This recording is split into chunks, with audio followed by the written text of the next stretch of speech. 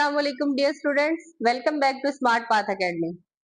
आज हम चैप्टर 4 का topic significance of mitosis discuss करेंगे। प्रीवियस लेक्चर में हमने बहुत डिटेल से माइटोसिस को देखा, उसकी वेरियस फेजेस को देखा, जिसमें साइटोकाइनेसिस, कैरियोकाइनेसिस, फिर कैरियोकाइनेसिस से आगे उसकी फेजेस को देखा, प्रोफेज, मेटाफेज, एनाफेज, टेलोफेज। फिर हमने देखा कि किस तरह से सारी की सारी डिवीजन होती है कैरियोकाइनेसिस में और साइटोकाइनेसिस में। आज के लेक्चर में हम देखेंगे कि माइटोसिस की सिग्निफिकेंस क्या है, उसकी इंपॉर्टेंस क्या है। सबसे पहले है ग्रोथ। माइटोसिस की सिग्निफिकेंस ग्रोथ में किस तरह से होती है कि ग्रो का मतलब क्या होता है? साइज में इंक्रीज होना। तो जब बॉडी जो है वो साइज में इंक्रीज होती है तो उसमें नंबर ऑफ सेल्स बढ़ते हैं पूरी की पूरी बॉडी में, और वो जो नंबर ऑफ सेल्स हैं वो किस से बढ़ते हैं? माइटोसिस से। और जो न्यू सेल्स फॉर्म होते हैं वो बिल्कुल आइडेंटिकल होते हैं पेरेंट सेल के। उसमें जेनेटिक मटेरियल भी इक्वली डिवाइड हुआ होता है, जितना पेरेंट में होता है उतना ही डॉटर सेल्स में होता है। तो ये सारे का सारा प्रोसेस जो है ग्रोथ का, ये क्या है? ये भी माइटोसिस के जरिए ही होता है।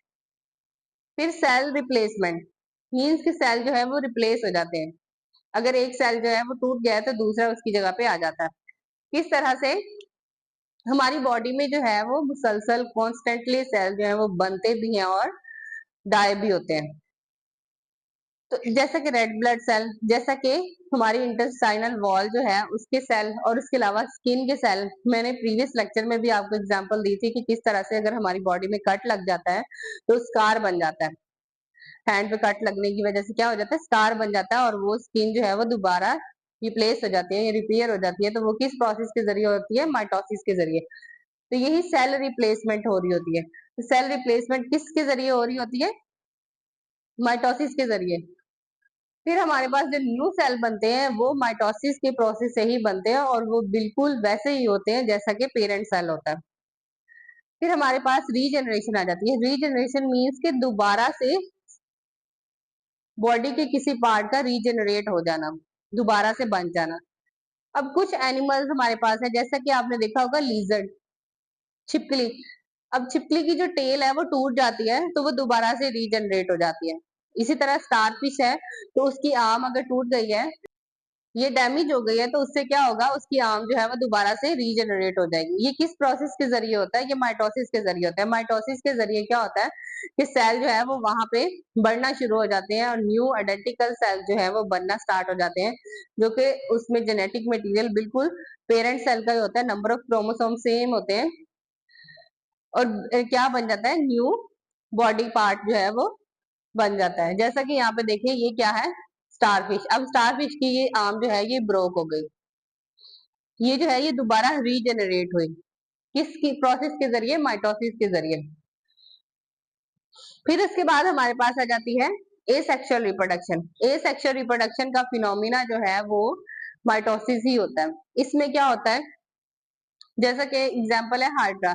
अब हाइड्रा में क्या होता है कि बडिंग के जरिए जो है वो, बडिंग के जरिए, बाइनरी फिशन के जरिए, ये सारे के सारे प्रोसेस जो है ये सारे माइटोसिस के जरिए होते हैं। क्योंकि मैंने प्रीवियस लेक्चर में बताया था कि पूरी बॉडी में माइटोसिस होती है सिवाय रिप्रोडक्टिव सेल्स के। तो यहाँ पे हाइड्रा जो है वो एसेक्सुअली बर्ड रिप्रोड्यूस करता है। वहां पे क्या होता है? एक उभार सा बन जाता है। बडिंग का प्रोसेस जब होता है तो उभार बन जाता है। उस उभार से जो है वो बिल्कुल आहिस्ता आहिस्ता ग्रो करता रहता है, और जैसा पेरेंट होता है वैसा ही डॉटर सेल जो है वो बन जाता है, और फिर वो यहाँ से कट जाता है, अलग हो जाता है, और न्यू हाइड्रा जो है वो बन जाता है। ये पूरे का पूरा प्रोसेस किसके जरिए होता है? माइटोसिस के जरिए। माइटोसिस जो है मैस और सेल जो है वो बना देता है, जिसको बर्ड कहते हैं। ये बर्ड ग्रो करती है और न्यू इंडिविजुअल में कन्वर्ट हो जाती है। ये देखें, ये हाइड्रा है, अब इसमें ये बर्ड बनी। ये बर्ड जो है ये आगे क्या हुई? ग्रो किया इसने और न्यू हाइड्रा बना दिया। ये हमारे पास क्या है? सिग्निफिकेंस ऑफ माइटोसिस, कि किस तरह से सेल जो है ग्रोथ करता है। बॉडी जब ग्रो करती है तो तब सेल किस तरह से रिप्रोड्यूस होते हैं, तब सेल जो है वो किस तरह से अपने नंबर्स को बढ़ाते हैं, या फिर सेल रिप्लेसमेंट कैसे होती है, रीजनरेशन कैसे होती है, ए सेक्सुअल रिप्रोडक्शन जो है वो फिनोमिना किस तरह से होता है, बडिंग के जरिए, बाइनरी फिशन के जरिए। फिर हमारे पास कुछ इंफॉर्मेशन है कि हमारी बॉडी में ट्रिलियंस ऑफ सेल्स प्रेजेंट है।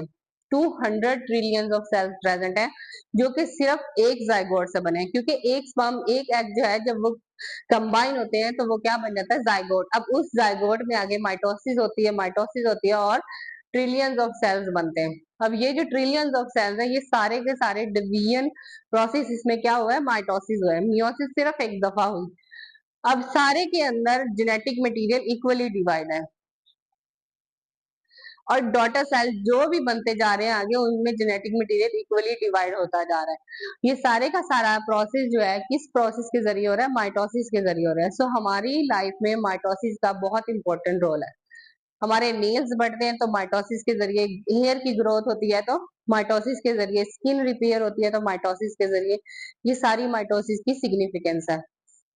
अगर आपको मेरी वीडियो इंफॉर्मेटिव लगती है तो मेरे चैनल को सब्सक्राइब करें, वीडियो को लाइक एंड शेयर करें। See you soon in the next video. अल्लाह हाफिज।